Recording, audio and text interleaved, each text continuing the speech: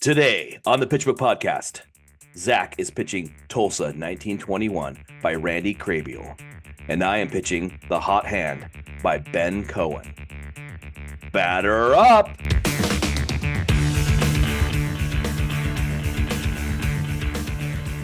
Zach, how are you? I'm doing good, Matt. It is Juneteenth today. We're recording on a federal holiday. We are. And you're doing a book that is actually that makes a lot of sense for today. So mine doesn't, but that's okay. You're doing Tulsa 1921, which is about Black Wall Street in Tulsa being burned down or something. I know a little bit of the history, but not a ton. Yeah, so this is what I'm going to call a change-up pitch right here. I was going to pitch something else, and then I'm like, well, we're recording on Juneteenth, so I should probably do something a little bit closer to the holiday. So Tulsa 1921, written by Randy Crabiel, talks about a period of time. This took place May 31st through June 1st, 1921. I read this book in 2021, exactly 100 years after it took place. And I had heard about Black Wall Street, what they called Black Wall Street in Tulsa. It was the rise of the Greenwood District. It was a very prosperous Black community, and they called it Black Wall Street.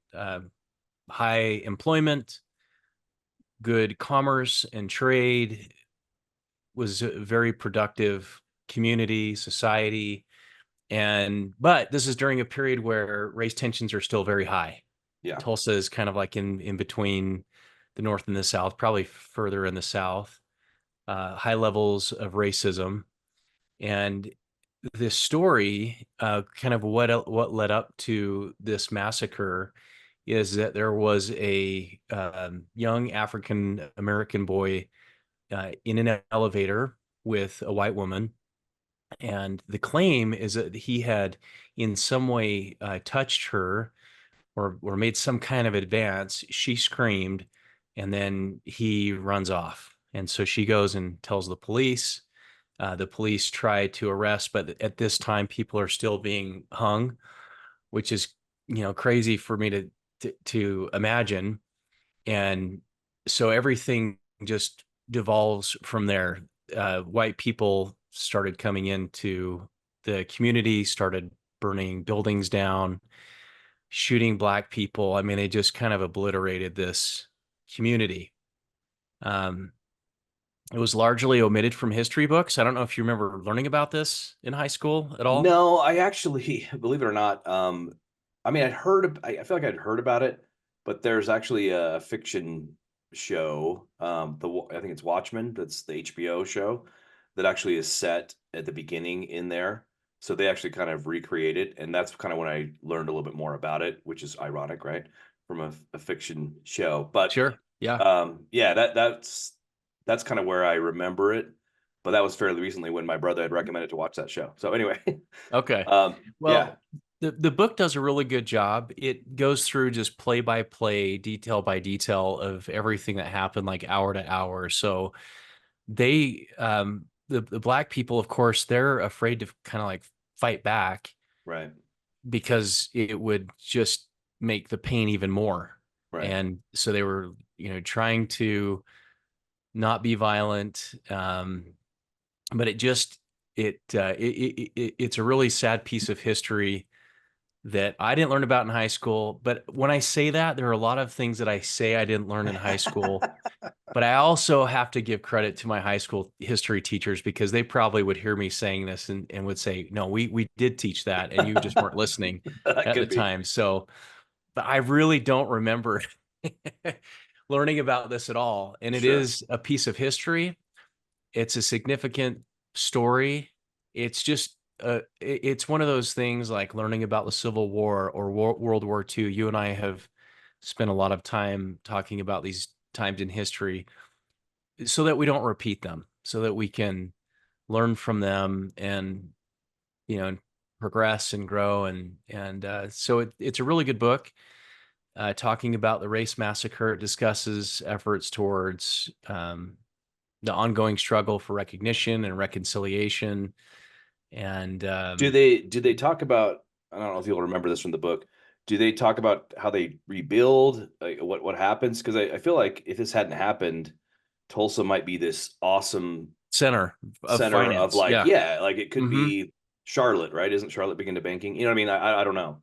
No, it did. I don't. No, it did not. It wasn't I don't think it was rebuilt. I mean, there were thousands of people displaced, like Yeah, homes burned to the ground, yeah, buildings burned to the ground, people displaced, having to move somewhere else. It was just such a terrible, terrible story. So, anyways, I would highly recommend it. I probably won't do it justice today, but I did want to just highlight this book today that Tulsa 1921. Check it out.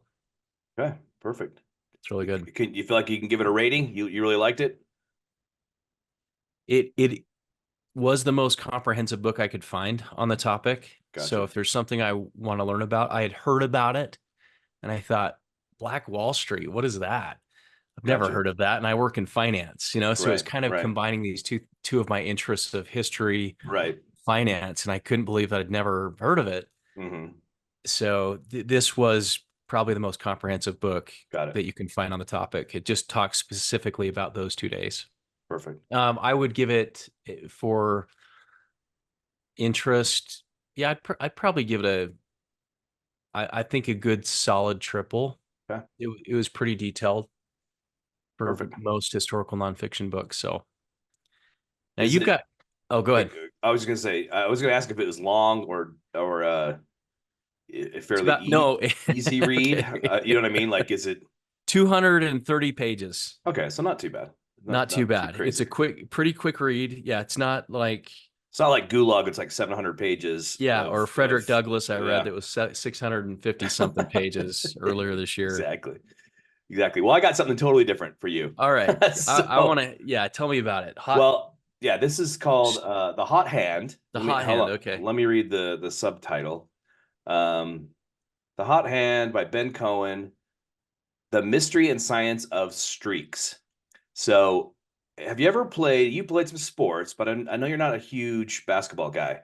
But do you ever feel like you're like, man, I'm hot. I cannot miss. Like you're playing baseball or something. You're like, dude, I can't miss. I just keep feeding me the ball. Have you ever felt that when you're playing something or doing something? No, no, I never have a hot hand. Maybe, yeah, maybe in softball hitting. Good. Let's Yeah. say, yeah, like I might have a night where I'm on. I'm feeling pretty good, but I don't even play a lot of softball. Yeah. So when I meet people, are like, "Oh, did you play baseball in high school? You look like you'd play baseball," because I'm Yeah. kind of stocky or a little bit shorter.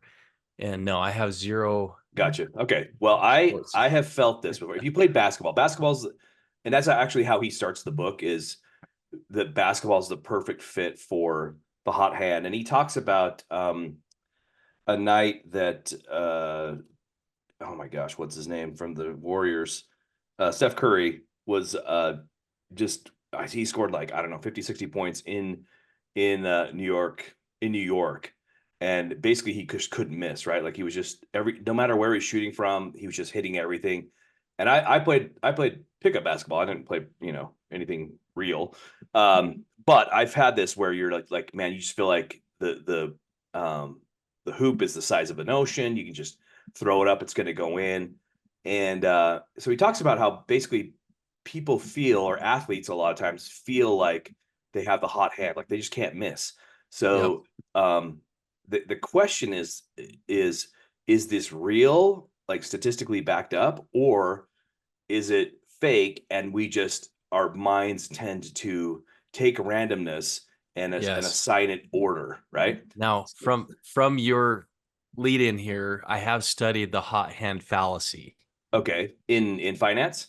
in finance and like heuristics in thinking Okay. fast and slow. He talks about this. Okay. So So I'm actually, curious yeah, to it's see. Daniel Kahneman is actually in this, talks about him in this Okay. book. All right. Now I wonder when he wrote what you wrote, because you're talking about the hot hand fallacy. So at the beginning, he kind of debates, is the hot hand real or not real? And he kind of says it is, and it's also not, right? So there's some debate, and I'm curious when Kahneman's book came out, because he does talk about a couple of guys presenting a paper and they all kind of look to Daniel Kahneman and say, It do you believe in this or not? yeah, 2011 was Okay. when Thinking Fast This and Slow is was okay. So written. this is 2020. Okay, so And like I don't know when Kahneman, I can't remember when the paper was talked, when they looked at Kahneman or whatever. But the point is, the long story short is the hot hand does exist, but what happens is people tend to take riskier shots. So like specifically in basketball, if you're starting to feel like, man, I hit three in a row, I'm going to hit the fourth and fifth. And that's kind of what they did. They did a whole bunch. When they initially tested this, they looked at statistically basketball shots. If somebody made three in a row, how likely were they to make their fourth, and so on. And then they basically determined that no, the hot hand isn't real because people started to tend to miss their fourth and fifth and sixth shots. But as technology got better and they were able to have better statistics, they realized, oh, actually, they're taking riskier shots. They're taking shots from different places that they wouldn't have taken them normally, oh, and that there is such thing as a hot hand to like a small degree. So anyway, it's really interesting. Again, I can't do the book justice, because people obviously, have some kind of recency bias. I've been just because like in their hitting mind, shots, and yeah, now I in your can. mind, you're thinking to yourself, I can make this shot, so I'm going to shoot it from way further than I normally would. Does that make Yeah, sense? yeah, And I so can't that's miss. yeah, exactly. Um, and so so a lot of times when they were testing this, they would say, okay, shoot free throws, and I'm let's make it up, I'm a 70% free throw shooter, and then he would have the shooter say if they think they're going to miss it or they're going to make it, right? And then they would do the statistics. But eventually, again, the technology got better to the point where they could say this person is a 50% shooter no matter what. What does it look like when he feels when statistically he's made three in a row? So in theory, the hot hand is ready to go.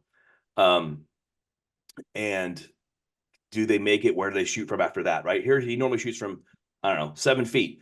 But does he, because he's feeling hot, does he start shooting for 15 feet and miss or make or whatever? So anyway, what happens is there's these basically when they do the stats, they say, look, there's no such thing as a hot hand. It doesn't exist. Um, but then somebody realizes that they didn't take this factor into account. They actually were doing like coin flips and stuff like that. Anyway, in theory, they figured that if you're a 50%, this is very basic. If you're a 50% shooter, you hit three in a row, then you're feeling like you're hot, and you feel like you're gonna make the shot, the fourth shot, and then statistically you don't, right? You Yeah. don't make it as often. But what they didn't take into account was that once you've hit three in a row, you're statistically less likely to make the shot. So and so anyway, the math, again, this is a very basic version of what the book says. The math is that you're going to miss that you're in theory going to, most likely to miss it. So if you do make it, then you have a hot hand. So, they've done this with like gambling, you name it. They figured out like what happens if you're more likely to miss, make, whatever. And ultimately, he says, yes, there's a hot hand, but it's kind of, I don't know, unique. In other words, it's kind of specialized, if that makes any Yeah. sense. Yes. Um, so that was, again, I'm not doing it very, very, very No, good justice. Go this ahead. is a well, it's just reminding me of the market. When the stock market, the higher it gets, the more risky it becomes, the Hmm. more confident people become, the He more talks about that for comfortable sure. and Right. easy people become, and that's the riskiest time, Right. because things can only get worse from there. They can only go down or start to get more volatile. And it seems like, to your point, if you make three shots and you're feeling comfortable, now I'm going to go shoot a Yeah. three and then I miss. Yeah. He talks about the psychological impact of those Yeah. and making Yeah. decisions based on how you feel. Um, but anyway, I guess the most interesting part of it was this they did the math and the math was always correct, but the way they were looking at it actually proved that the hot head does exist. Once they figured out that once you hit three in a row, you're actually statistically less likely to hit the fourth. And Okay. then when you did hit the fourth, that meant you have the hot hand, statistically speaking. So these two Okay. guys at the end present this paper, and they all kind of like look, oh, Daniel Kahneman, what does he think of this? Because he is the one that kind of debunked it in the first place. Yeah. And he's like, you know what? They're right. He's like, the math is correct. and it makes sense. The hot hand does exist, but it's minimal, and you got to be aware of it so that you don't make mistakes like you're talking about. So Yeah. anyway, it's an awesome book. It was really, really interesting. He does talk about one of the reasons that the hot hand became popular. So do you remember the game NBA Jam?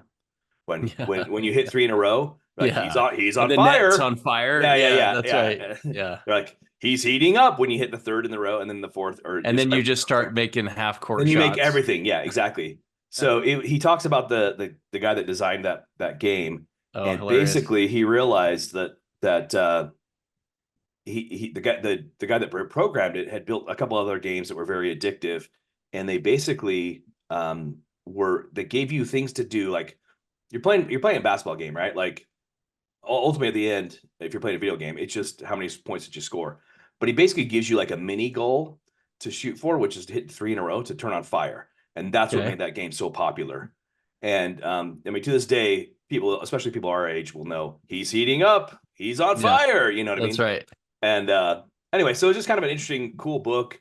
If you like sports, reading about sports or gambling or um, even the markets, like I said, it's really interesting book. And I think for anybody who's an athlete that has experienced what they feel like is the hot hand, when they first read it and they're like, the hot hand doesn't exist statistically, and then by the end he's like, actually it does, then you're like, oh, okay, cool, I'm not crazy. I was, I did have the hot hand when I Seeing was it. Yeah.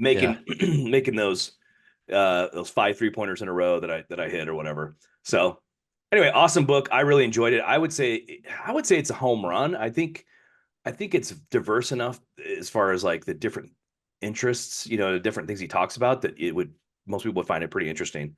So that's my take. I guess What do you apply to it in your life? I think, like you were talking about the fallacy, thinking that like if you're feeling overconfident, because of that, maybe make sure that it's not in a high stakes game of Mm, gambling or yeah. the markets. But if you're feeling hot when you're playing basketball, okay, go ahead and shoot that extra shot. You know what I mean?